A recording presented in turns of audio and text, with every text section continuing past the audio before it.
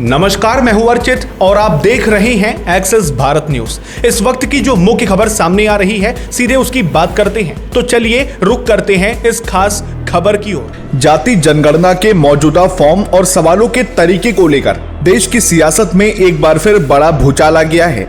कांग्रेस अध्यक्ष मल्लिकार्जुन खड़गे और लोकसभा में नेता प्रतिपक्ष राहुल गांधी ने सीधे प्रधानमंत्री नरेंद्र मोदी को एक संयुक्त पत्र लिखकर सरकार के मौजूदा जनगणना मॉडल पर गंभीर सवाल खड़े कर दिए हैं। विपक्ष का साफ तौर पर कहना है कि वर्तमान प्रश्नावली से जातियों का सही आंकड़ा सामने नहीं आ पाएगा और इससे समाज को गुमराह करने वाला डेटा मिलेगा। पीएम मोदी को लिखे अपने पत्र में दोनों नेताओं ने दो टूक शब्दों में कहा, सामाजिक न्याय की नीतियों लागू करने के लिए जाति का सही डेटा जरूरी है। सही डेटा के बिना भारत में सामाजिक न्याय की नीतियां ठीक से लागू नहीं की जा सकती। खड़गे और राहुल गांधी ने जनगणना में ओपन एंडेड सवाल पूछने की पद्धति पर सख्त आपत्ति जताई।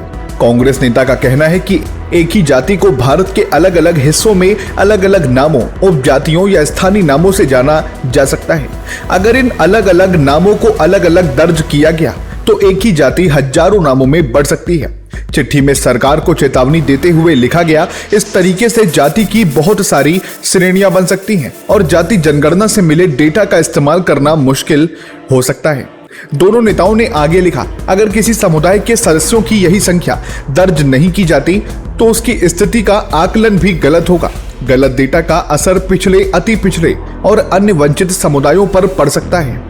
पत्र के सबसे अहम और विवादित हिस्से में देश की ओबीसी आबादी पर सवाल उठाते हुए उन्होंने लिखा, हमें यह भी पता नहीं चलेगा कि भारत में ओबीसी आबादी कितनी बड़ी है।